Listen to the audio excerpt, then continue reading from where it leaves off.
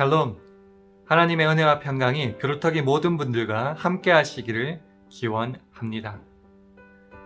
독일 전쟁사에 한 통신병의 처절한 죽음이 기록되어 있습니다. 폭풍과 몰아치던 깊은 밤, 적군에게 포위된 야전군으로부터 긴급 구조를 요청하는 SOS 신호가 갑자기 뚝 끊겼습니다. 이를 파악하던 중 언덕 위에 있는 전선이 끊어진 것을 발견하게 되었습니다. 온갖 노력 끝에 그것을 연결하는가 싶었더니 안타깝게도 전선이 1m 모자라게 되었습니다. 이것을 보고 통신병이 고민 끝에 양쪽 선에 피복을 벗겨서 자기 양손으로 그 선을 움켜 잡았습니다. 그렇게 하여서 야전군의 구조 신호는 지원부대로 들어가게 되었지만 안타깝게도 병사는 죽고 말았습니다. 이른 아침에 이 병사는 시체로 발견되었고요. 당연히 사인은 감전사였습니다. 한 손에는 야전군의 안타까운 사연이, 다른 한 손에는 지원본부가 연결되어 있었던 이 병사의 모습을 통하여 우리는 숭고한 중보 기도자의 모습을 발견하게 됩니다. 여러분은 이 병사의 모습에서 여러분의 중보 기도자로서의 모습을 확인할 수 있는지요? 오늘은 이 중보자의 모습을 모세를 통하여 한번 확인해 보고자 합니다.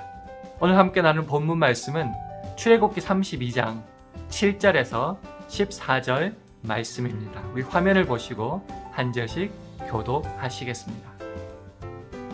여호와께서 모세에게 이르시되 너는 내려가라.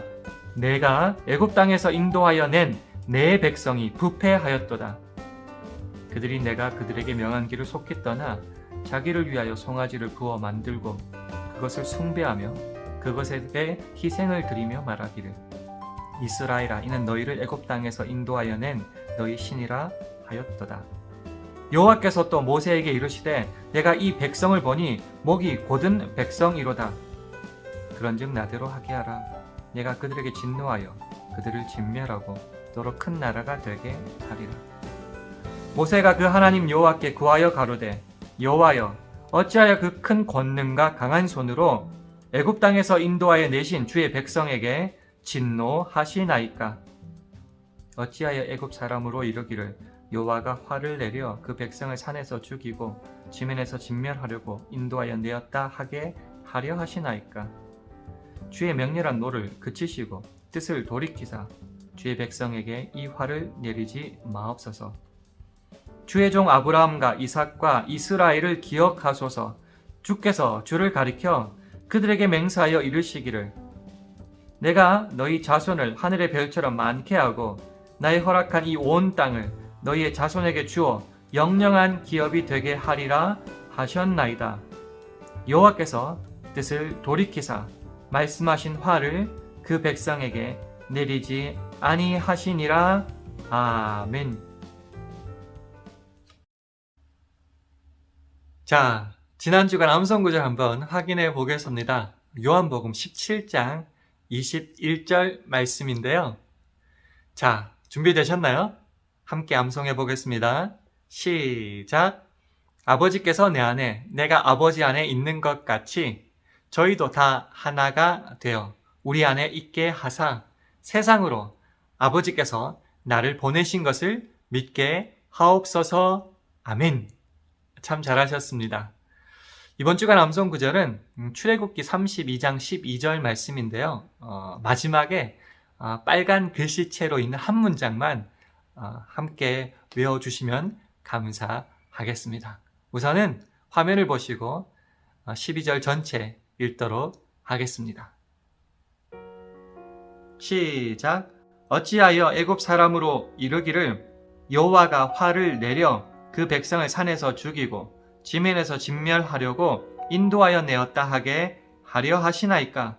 주의 맹렬한 노를 그치시고 뜻을 돌이키사 주의 백성에게 이 화를 내리지 마옵소서. 아멘. 마지막 빨간색 문장만 암송해 주세요. 다음 질문에 답해보는 시간 한번 가지겠습니다. 첫 번째 질문입니다. 당신은 누군가에게서 중보 기도를 요청받은 적이 있습니까? 당신이 그 사람을 위해 드렸던 중보 기도의 결과는 어떠했습니까?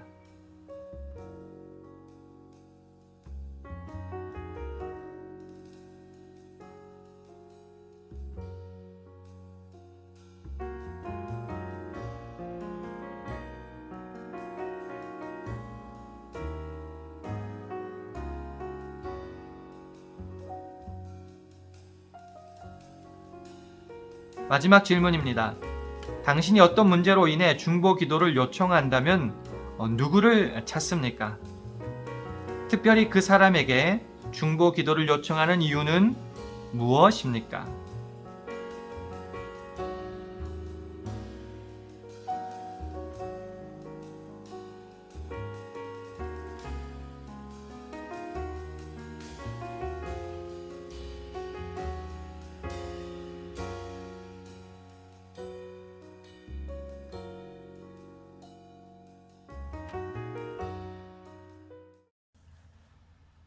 이제 본격적으로 본문을 공부하는 시간 가지도록 하겠습니다.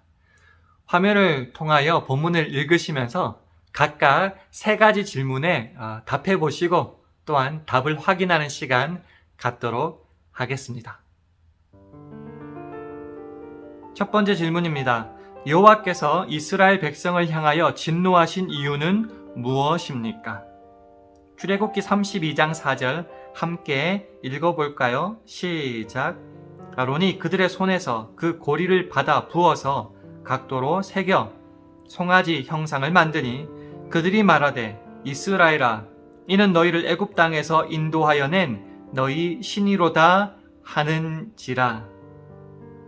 여호와께서 이스라엘 백성을 향하여 진노하신 이유는 무엇입니까?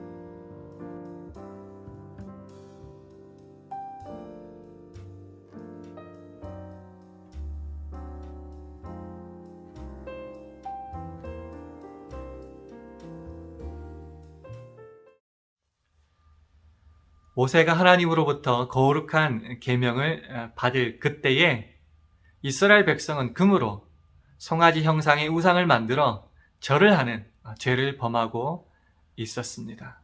사실 이것은 모세가 받은 10계명 중에 제1계명 나 외에 다른 신을 내게 잇게 말라라는 그 1계명과 바로 다음 2계명 너를 위하여 새긴 우상을 만들지 말라라는 그 계명을 어기는 큰 범죄의 모습을 보여주고 있었습니다. 얼마나 그들의 죄가 뿌리 깊은지 보여주는 대목입니다. 두 번째 질문입니다. 모세가 하나님 앞에서 백성들을 위해 중보 기도한 내용을 말해 보세요. 출애굽기 32장 11절에서 13절 말씀 한 절씩 교독하겠습니다. 모세가 그 하나님 여호와께 구하여 가로되 여호와여 어찌하여 그 큰 권능과 강한 손으로 애굽 땅에서 인도하여 내신 주의 백성에게 진노하시나이까? 어찌하여 애굽 사람으로 이르기를 여호와가 화를 내려 그 백성을 산에서 죽이고 지면에서 진멸하려고 인도하여 내었다 하게 하려 하시나이까? 주의 맹렬한 노를 그치시고 뜻을 돌이키사 주의 백성에게 이 화를 내리지 마옵소서. 함께 읽습니다. 주의 종 아브라함과 이삭과 이스라엘을 기억하소서. 주께서 주를 가리켜 그들에게 맹세하여 이르시기를 내가 너희 자손을 하늘의 별처럼 많게 하고 나의 허락한 이 온 땅을 너희의 자손에게 주어 영영한 기업이 되게 하리라 하셨나이다. 아멘. 특별히 12절 오늘 우리에게 주신 암송 구절을 통하여서 모세가 하나님 앞에서 백성들을 위해 중보 기도한 내용 말해 보기를 원합니다.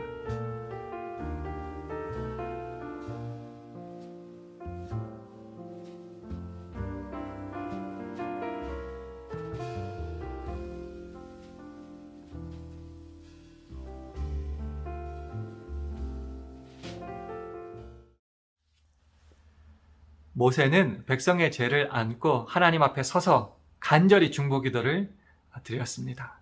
그 내용은 무엇입니까? 주의 명렬한 노를 그치시고 뜻을 돌이키사 주의 백성에게 이 화를 내리지 마옵소서. 특별히 모세는 하나님의 그 진노를 풀기 위해서 자기 이름이 생명책에서 제해지는 것까지 감수하는 그 큰 희생과 책임감을 보여주었습니다. 이는 출애굽기 32장 32절에서 확인할 수 있는데요. 우리 화면을 보시고 함께 읽어보도록 하겠습니다. 시작. 그러나 합의하시면 이제 그들의 죄를 사하시옵소서. 그렇지 않사오면 원컨대 주의 기록하신 책에서 내 이름을 지워버려 주옵소서. 아멘. 마지막 질문입니다. 하나님께서는 모세의 중보기도를 듣고 어떻게 하셨나요?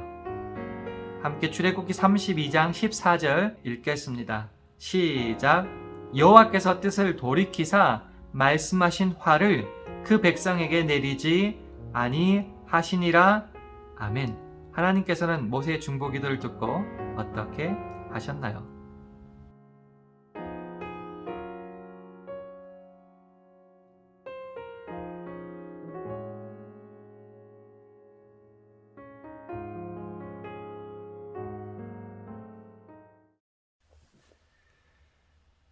여호와께서는 모세의 간절한 간구를 들으시고 그 뜻을 돌이키십니다.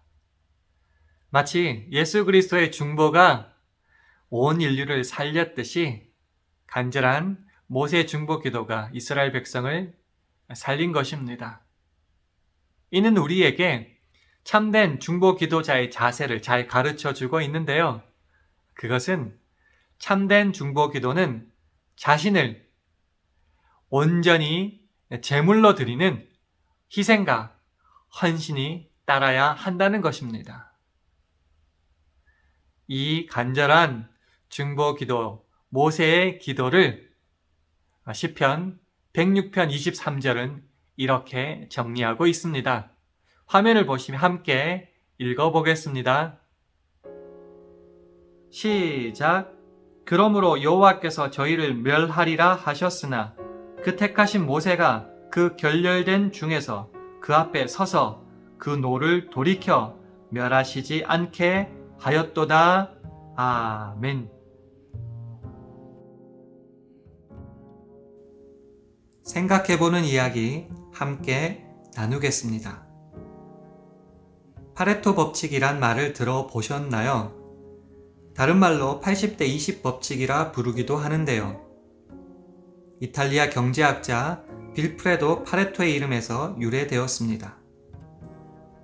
쉽게 설명하자면 전체 결과의 80%가 전체 원인의 20%에서 일어나는 현상입니다. 예를 들자면 영업사원의 20%가 전체 영업의 80%를 만들고 고객의 20%가 전체 수익의 80%를 만든다는 것입니다. 교회에서도 마찬가지로 적용할 수 있을 것입니다. 교인의 성도들 가운데 20%의 열정적인 성도가 교회 모든 일의 80%를 감당하며 교인의 20%가 전체 중보기도의 80%를 감당합니다. 물론 경제적인 개념만으로 교회 생활을 전부 설명할 순 없겠지만 사실 실제적인 모습은 이와 비슷하지 않을까 생각합니다. 우리 구루터기가 중보기도의 80%를 감당하는 20% 안에 들기를 간절히 바랍니다. 오늘 배운 말씀을 가지고 적용 질문에 답해보는 시간 가지겠습니다. 당신이 참된 중보 기도자가 되기 위해 갖추어야 할 덕목들은 무엇인가요? 다음 항목 중에서 자신에게 부족한 부분을 찾아서 한번 확인해 보는 시간 약 1분간 가지도록 하겠습니다.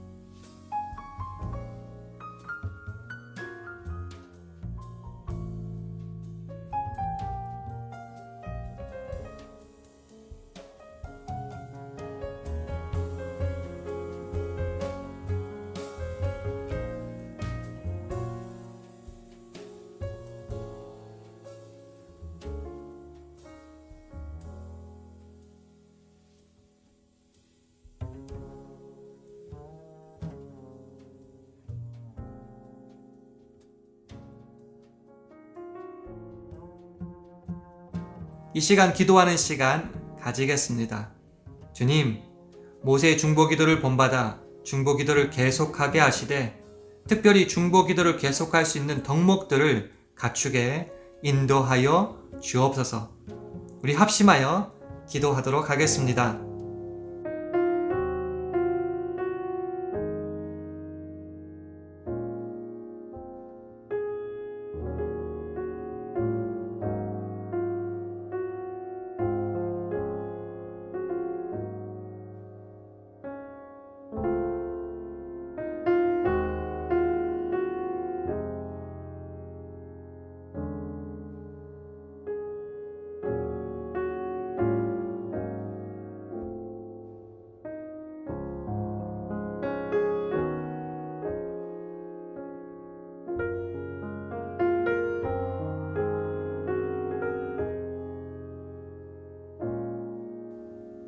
제가 마무리 기도합니다. 우리가 간구한 기도를 주님 응답하여 주시기를 간절히 바랍니다. 우리를 중보 기도자로 부르시는 주님께 날마다 응답하게 하시고 이를 위해 사랑과 믿음이 자라나게 하시며 특별히 중보 기도를 위해 필요한 시간, 수고, 땀과 눈물을 우리가 넉넉히 감당할 수 있도록 축복하여 주옵소서. 예수님 이름으로 기도합니다. 아멘. 하나님은 우리를 당신의 구원 사역을 이루기 위한 중보 기도자로 오늘도 부르고 계십니다. 여러분은 그 부르심에 응답하고 있는지요? 중보 기도의 책임감에 대하여 에스겔 22장 30절 31절은 이렇게 말하고 있습니다. 이 땅을 위하여 성을 쌓으며 성 무너진 데를 막아서서 나로 멸하지 못하게 할 사람을 내가 그 가운데서 찾다가 얻지 못한 고로 내가 내 분으로 그 위에 쏟으며 내 진노의 불로 멸하여 그 행위대로 그 머리에 보응하였느니라.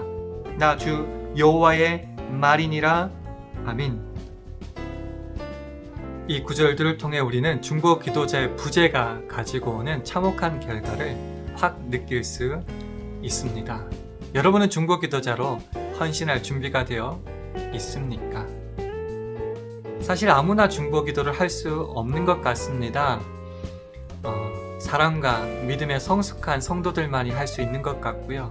뿐만 아니라 이 중보 기도를 위한 많은 시간, 눈물, 땀, 헌신, 노력이 필요하기 때문입니다.